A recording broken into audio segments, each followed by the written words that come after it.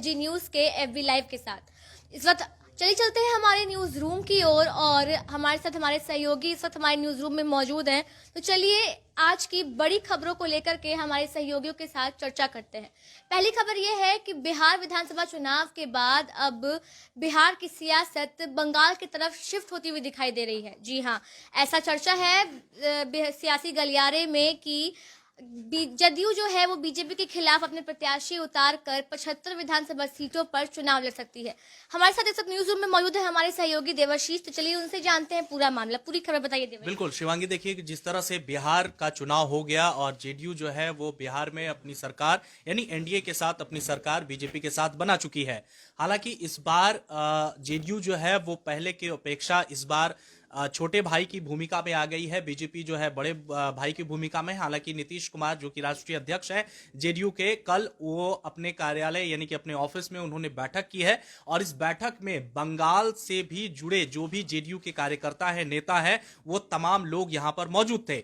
नीतीश कुमार से जब पत्रकारों ने सवाल किया कि क्या बिहार के बाद अब बंगाल की बारी है, तो उन्होंने साफ लहजे में कह दिया कि बिल्कुल, अगर शीर्ष नेतृत्व जो है वो फैसला करेगी तो हम बंगाल का विधानसभा चुनाव जो है लड़ रहे हैं। हालांकि अभी तक 75 सीटों पर जो है वो बात हो चुकी है, यानी कि नीतीश कुमार ने सीधे तौर पर यह इशारा कर दिया है कि बंगाल के चुनाव में भी वो अपने सारे कैंडिडेट को उतारेंगे। हालांकि बंगाल के चुनाव के तारीखों की घोषणा अभी नहीं हुई है, लेकिन जो सोर्स और जो उम्मीद जताई जा रही है शिवांगी की फरवरी मार्च के वक्त में बंगाल में चुनाव हो रहा है। आप जिस तरह से देख रहे हैं कि लगातार द एचडी न्यूज बंगाल से जुड़ी हुई तमाम खबरों को ला रहा है और आगे भी लाता रहेगा। तो हम आपको बता दें कि बीजेपी ने जिस तरह से बंगाल कूच कर लिया है, बीजेपी जेपी नड्डा वहां पर पहले से भी पहुंचे हुए हैं, कैंप कर रहे हैं। उसके बाद अमित शाह लगातार वहां पर हर महीने में उनके 2 बार वहां बैठक होती है। बीजेपी में तमाम जो बड़े अधिकारी हैं भारतीय जनता पार्टी के, वो लोग लगातार बंगाल कूच कर चुके हैं। तो ऐसे में जेडीयू जो है वो भी अपनी तैयारी जो है कमर उन्होंने कस ली है और जेडीयू जो है वो अपने 75 सीट पर चुनाव लड़ने का उन्होंने कल ऐलान किया है। हालांकि ये सीट जो है शिवांगी ये बढ़ सकते हैं। नीतीश कुमार आला अधिकारियों के साथ बैठक करेंगे। हम आपको बता दें कि गुलाम जो ये हैं वो भी लगातार, जो महासचिव हैं वो लगातार बात कर रहे हैं और हालांकि बंगाल का प्रभारी उन्हीं को बनाया गया है। तो उन्होंने भी, जब हमारे खास संवाददाता संजय ने भी उनसे खास बातचीत की थी, उन्होंने इस पर स्पष्ट किया था कि बिल्कुल बंगाल के चुनाव के लिए हम तैयार हैं और 75 से ज्यादा सीट जो है वो बंगाल चुनाव में हम उतार सकते हैं, यानी हमारे सीट पर पार्टी लड़ेंगी। तो ये साफ स्पष्ट हो गया है कल के बैठक के बाद। हालांकि एक स्टैंडिंग कमेटी की बैठक और होनी है जेडीयू के ऑफिस में, उसमें पूरा निर्णय लिया जाएगा। क्योंकि समय अब शिवांगी बहुत कम है बंगाल चुनाव को लेकर के, तमाम पार्टी अपनी अपनी गतिरोध और प्रतिरोध जो है वहां पर उन्होंने अपनी शुरू कर दी है। तो जेडीयू भी इसमें पीछा नहीं रहना चाहती है और बंगाल चुनाव के लिए जेडीयू जो है वो अपनी तैयारी कर ली है। हालांकि जो हार का सामना जेडीयू को बिहार में करना पड़ा, यानी कि जितने सीटों पर उसने उम्मीदवार उतारे थे, मन मुताबिक जेडीयू को बिहार में उतने सीट नहीं मिले। तो यह भी एक बड़ा सवाल है कि जब बिहार अपना गढ़ होते हुए, बिहार अपना जगह होते हुए जेडीयू ने इस तरह की सीट हासिल नहीं की, तो बंगाल में एक बड़ा सवाल यह है शिवांगी कि बंगाल में जब आउट ऑफ बाहर हो जाएगा, लेकिन हालांकि उनके पार्टी के लोग वहीं के होंगे, नीतीश कुमार वहां सभा करेंगे, तो जेडीयू जो है वो बंगाल में कितना मजबूती प्रदान कर सकती है ये आने वाला समय बताएगा। लेकिन इस वक्त की जो बड़ी खबर यही है कि 75 सीटों पर कल रात के बैठक के बाद जेडीयू अपनी पार्टी जो है, अपने सीट जो है 75 सीटों पर वो चुनाव बंगाल में भी लड़ने जा रही है। धन्यवाद देवाशीष। चलिए बढ़ते हैं अगली खबर की ओर। बिहार में शराबबंदी को खत्म करने की मांग अब तेजी से बढ़ रही है। एक तरफ जहां सीआईएबीसी ने मुख्यमंत्री नीतीश कुमार को खत लिखा है, तो वहीं दूसरी ओर जीतन राम मांझी के भी सुर इसको लेकर के बदल से गए हैं। हमारे साथ हमारे सहयोगी इस वक्त मौजूद है, तो चलिए उनसे जानते हैं पूरी खबर।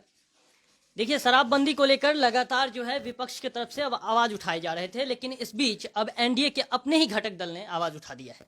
जीतन राम मांझी ने ट्वीट करके ये बात कही कि जो शराबबंदी, जो लोग गरीब हैं वो जेल में बंद हैं, उनको रिहा किया जाए। क्या अंदर में खिचड़ी पक रही है ये किसी को पता नहीं है।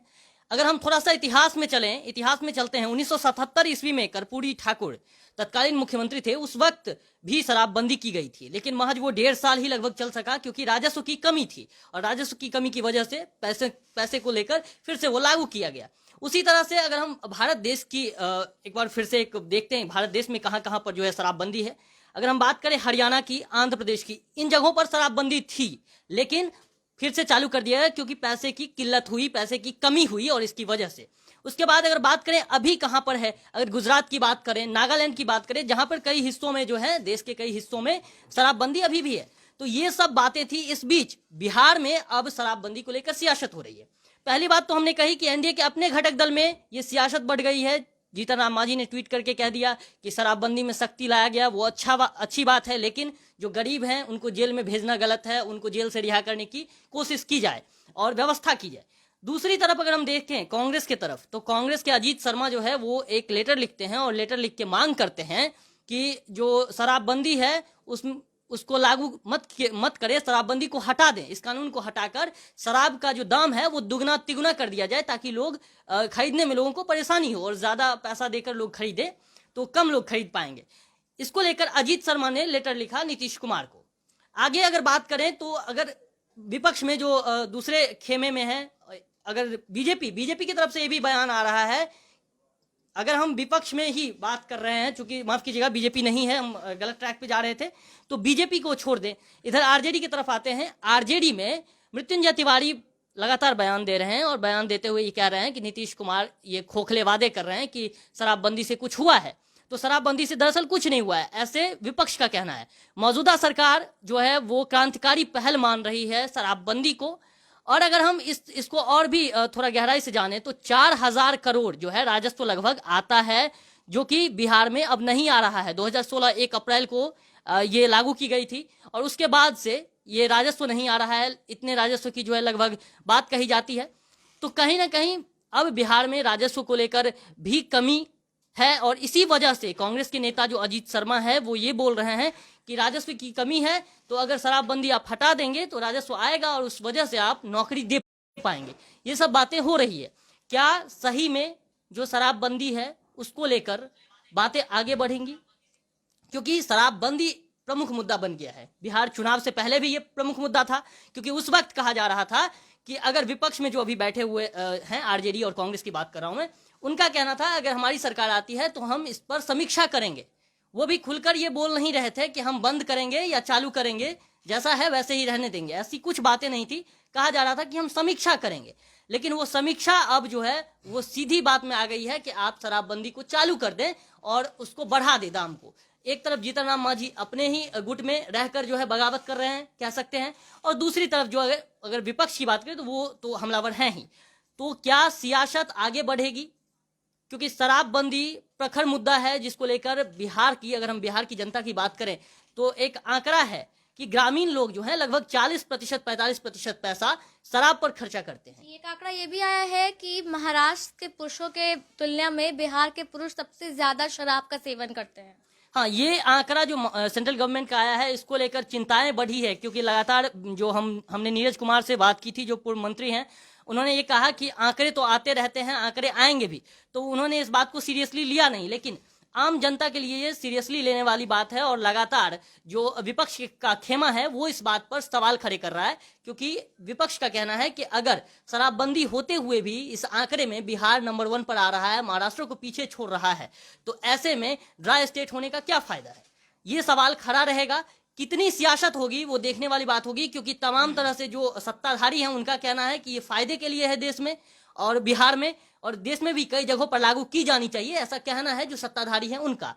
जहां जहां ये, अगर हम थोड़ा सा संविधान का भी इसमें तत्व देखें तो डीपीएसपी डायरेक्टिव प्रिंसिपल जो है उसके अंतर्गत 47 अनुच्छेद है आर्टिकल, उसके अंतर्गत ये कहा गया है कि अगर कोई राज्य चाहे तो अपने राज्य के अंदर ये कर सकता है कि नशीली पदार्थों पर बैन लगा सकता है, और उसी के अंतर्गत ये सब जो हुआ था बिहार में, ये हुआ था। तो उसी पर अब सवाल खड़े किए जा रहे हैं कि जो शराबबंदी है वो सही है या गलत।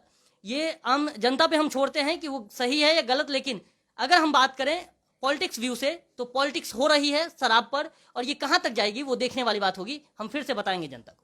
धन्यवाद शिवम। बढ़ते हैं अपनी अगली खबर की ओर। बिहार में अपराधी जो है वो अब तांडव कर रहे हैं बिहार में। जी हाँ, बिहार में एक तरफ जहां बेगूसराय में 4 दिनों में 2 लूट और 1 डकैती हुई, तो वहीं पटना के दानापुर के पूर्व वार्ड पार्षद के पति पर जानलेवा हमला हुआ। रोज कोई ना कोई आपराधिक वारदात सामने आ ही रही है। इस वक्त हमारे सहयोगी संजय मौजूद है हमारे साथ, चलिए जानते हैं उनसे। देखिए शिवांगी, जिस तरह से लगातार बिहार में अपराध का घटनाएं लगातार बढ़ते चले जा रहे हैं, आए दिन लूट डकैती जैसे हत्या जैसे मामले लगातार बढ़ते चले जा रहे हैं और फिर एक बार अपराधियों ने पुलिस महकमे में हड़कंप मचा दी है और कह सकते हैं नीतीश कुमार को खुली चुनौती उन्होंने दे दी है। और कह सकते हैं बेगूसराय में मतलब 4 दिनों के अंदर 3 लूट हो चुकी है।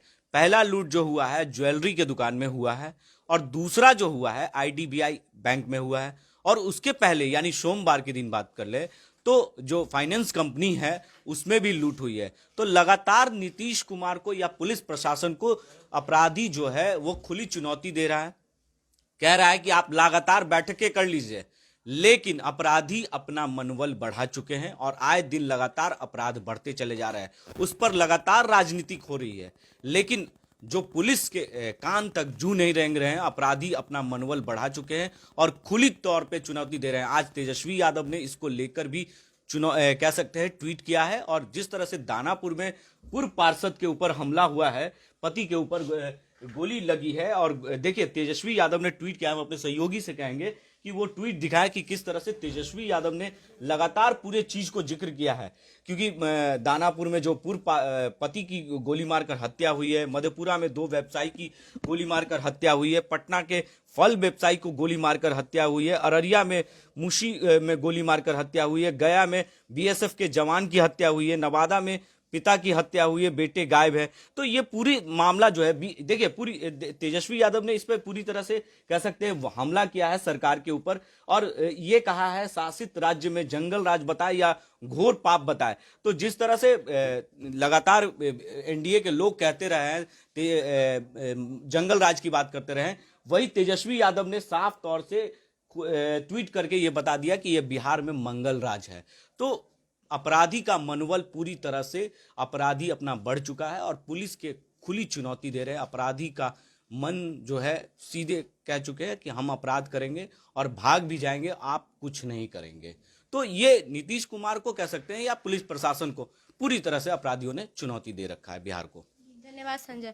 तो विपक्ष भी लगातार जो है वो नीतीश सरकार पर हमला बोल रही है, सारे अपराध को लेकर के, भ्रष्टाचार को लेकर के। अब देखना यह है कि नीतीश सरकार इस पर क्या करती है और आगे क्या कुछ होता है, कानून व्यवस्था में क्या और बदलाव आते हैं, क्या होता है। फिलहाल के लिए इतना ही। अभी लाइव पर हम फिर हाजिर होंगे कल शाम 5 बजे, तब तक के लिए देखते रहे SD न्यूज। धन्यवाद।